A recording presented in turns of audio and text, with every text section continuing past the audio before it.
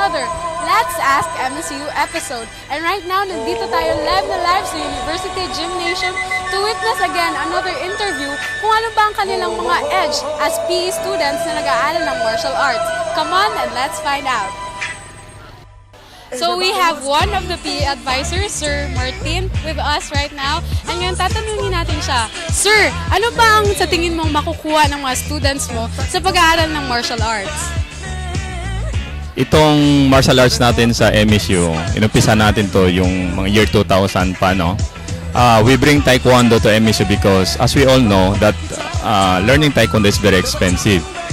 So we have students here learn Taekwondo for the reason that they wanted to develop self-discipline for self-defense. But the bottom line is for them to enhance their skills and to develop their skills. At the same time, may matutunan din nila yung mga techniques how to protect themselves because, you know, life is very precious. We have to protect that one. Maraming salamat, sir.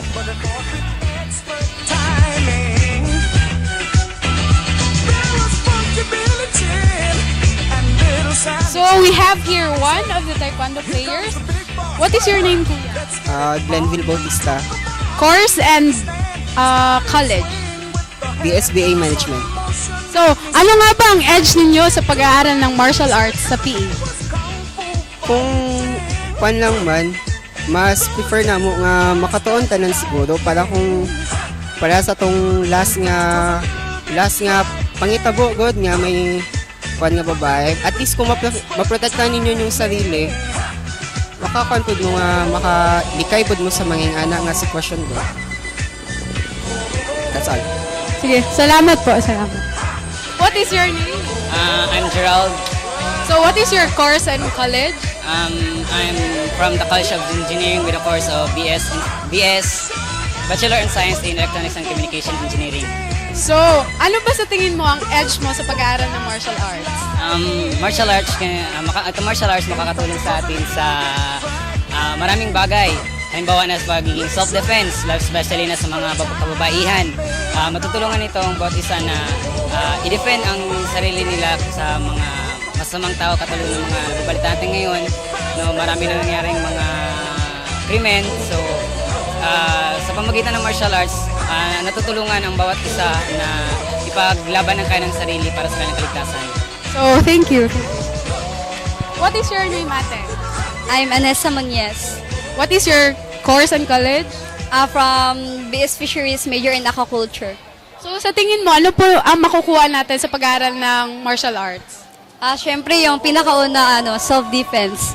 Then, second na yung values na nakukuha natin. For example, yung pagiging patience natin sa pagdating sa practicum, which is, dapat kailangan nandoon yung open-mindedness mo sa bawat position with your hands in your feet.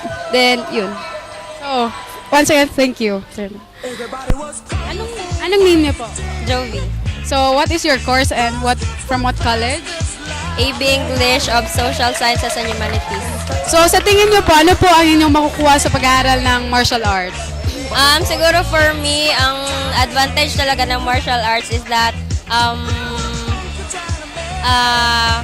it's a good practice for self-defense, lalo na yung latest na nangyari about kay Cindy. So, it's really an advantage for girls, lalo na sa amin mga girls na maka-learn ng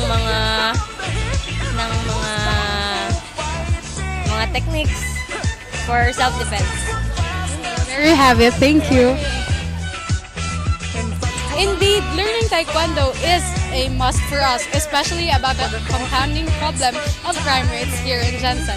So, as they say, prevention is better than cure. So, once again, this has been Samantha Chong for another Let's Ask MSU episode. Hanggang sa muli!